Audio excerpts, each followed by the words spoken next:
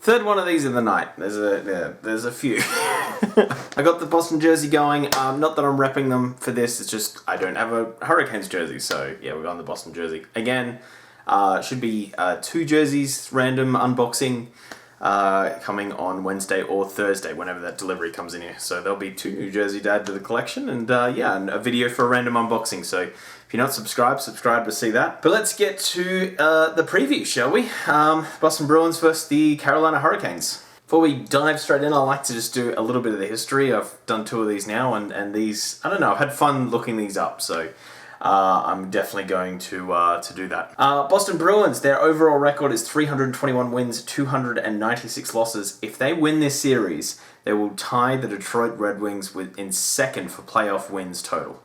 And yeah, they're like 100 wins behind Montreal Canadiens in first. But they'll be the second most successful, second most winningest franchise in playoffs, playoff history in the NHL if they can win this series and win one more game. So 53 wins in net is Gary Cheevers. The more I'm learning about that guy, the more of a character he seems to be.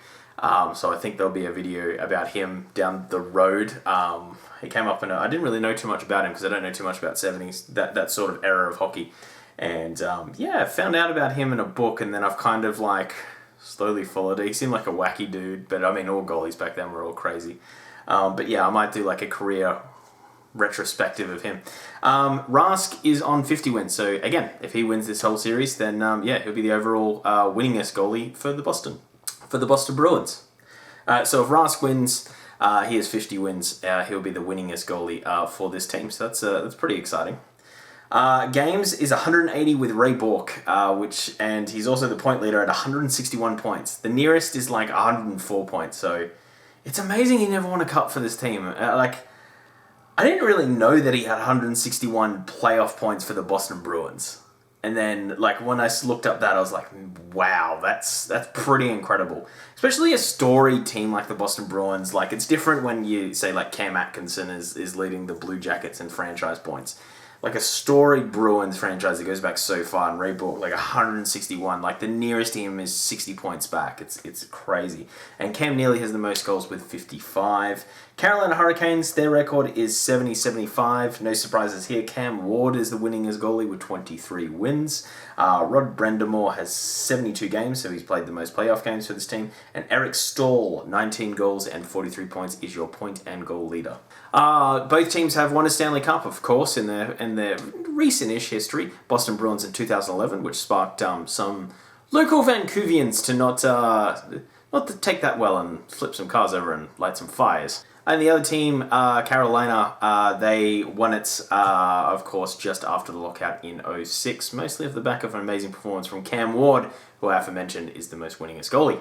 All right, let's dive into the series. So again, we deal with the very similar situation as we dealt with in the last series with the Stars and the Flames, in the fact that the Boston Bruins did not do well in the round-robin games. So, yet again, we have to ask the question and go with a caveat of, did they take that off, waiting for here, and those were just warm-up games, exhibition games, and they're going to be ready to go game 1? Or is it a problem that they're not motivated coming into this? A fair few teams haven't been, and they just don't have it yet. Bear in mind, they had a very truncated training camp, a lot of players out, a lot of players couldn't train, Pasternak being one of them for quite a while. So, you would have thought, I understand that it's a bit slow in getting started, but, now they're 5 games in. I think one of their games, I think it was the one against the Flyers, was the worst game I've watched in this whole thing. And I've watched a lot of hockey, and that game was an absolute snooze. That was just a wet fart of a game. If there was a game that you farted and bit off a little bit more that you can chew in your underpants, it was that game. And I'm sorry that is very visual, but that's the only way I can describe it. Where the Hurricanes came off an amazingly dominating performance against the Rangers. So they're looking really good. Aho, 8 points in 3 games. This might be his coming out party.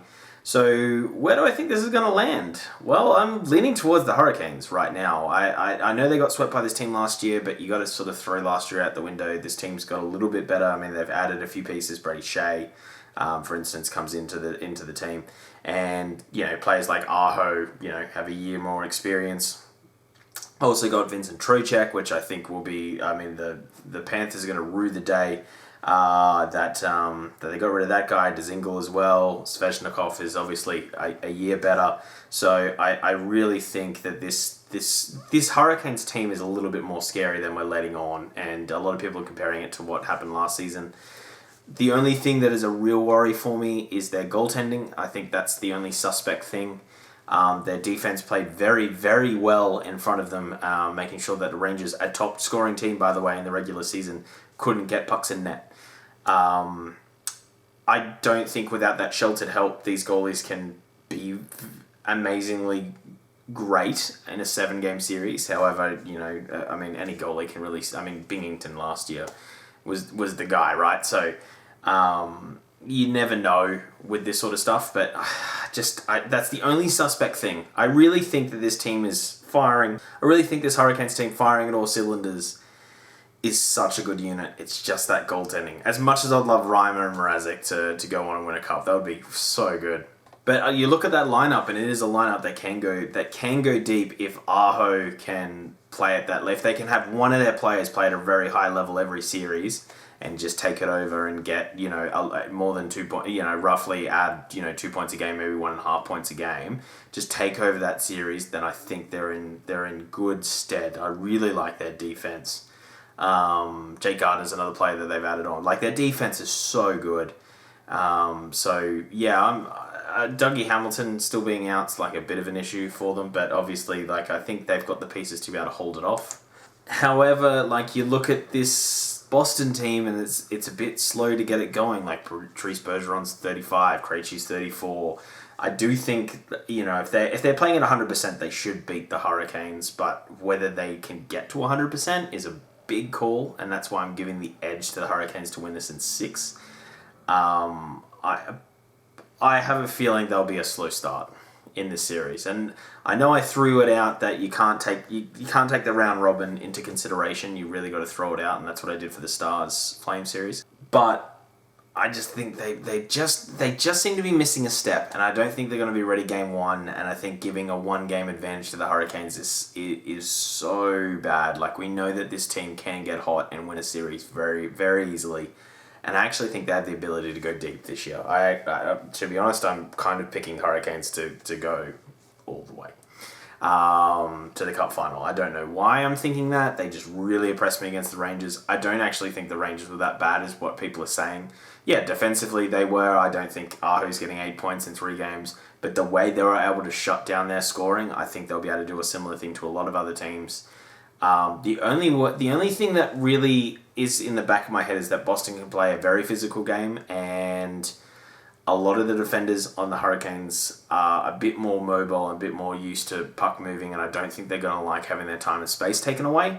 So that could be a real issue in depth scoring, and I think Boston's going to have to really roll out a lot of lines, because that's what the Hurricanes do. They can play that. They just play as a full team. So I think Boston's going to have to play the same way. You definitely want to see. I think their first line, when it's all going, is the best line in hockey. But right now, it's not going. So I don't know whether you split that up or you try a few things. And that's why I just think that there's a couple of questions with Boston that if they can answer them, I think they can 100% win this series. And in hindsight, I would probably pick them to win it. But I just don't know if they're there right now. And that's why I'm going the Hurricane side of things, only because I just like what I see there.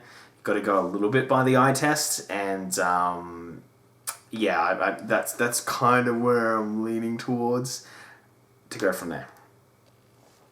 Look out for Jake DeBrusk to have a decent-ish series. I think you can see a couple of points in there. Torrey Krug still lining up for that sweet RFA, that sweet UFA money.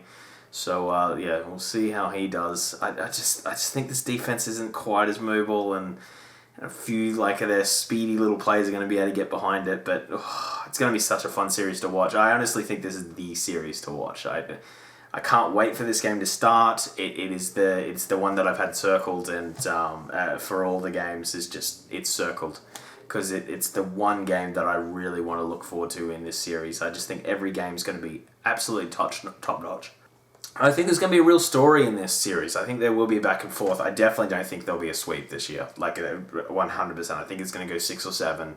I have a feeling the winner of this is going to probably make it to the Stanley Cup final, if I'm to be brutally honest. Sucks that Boston, who was so far ahead and won the President's Trophy, are the 4th seed now. But at the same time, the season didn't end. It was the only fair way they could do it. So I understand both sides of it, but also, you could have shown up and done something a little bit more in the round robin. So yeah, always put that into perspective. The other thing is Rask is obviously, like, the goaltending in Boston's way better than the Hurricanes. So even though I'm saying the defense, I'd definitely give the edge to the Hurricanes.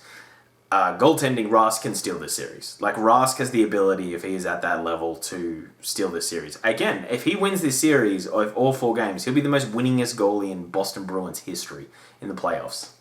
Like, just give that a second to just sink in. Like, that's, again, a storied franchise when someone's looking to break those records. It's a really big deal. It really is. And yeah, we may be seeing it this series. Anyway, again, got it circled. If you did like this video, hit the like button. Otherwise, hit subscribe. We're slowly moving up in numbers, so I really do appreciate all the support. Comment down below if you disagreed with anything that I said, or what do you think's going to happen in this series? I think the one thing, if you disagreed with a few things, the one thing you can't disagree with is this is going to be an exciting series to watch. I just have a feeling that Boston, if they lose that first game, it'll be a wake-up call and they'll be ready to go game 2. And that's where I think that you might get a bit of a back and forth in this series, and it's going to be so good to watch. Anyway, guys, hopefully wearing a Sagan jersey doesn't affect things, and it's just not a bad omen. Again, I probably would have gone a Hurricanes jersey if I had one, but yeah, like I said, slowly building that up. Usually doing a random jersey unboxing every fortnight from Ben H Sports, and they sweet Adidas, or Adidas as it is in America. A few Americans have bagged out the way I say Adidas. Because it's the way we say it in Australia. Anyway, thank you so much for watching. Have a great day. See you, and bye.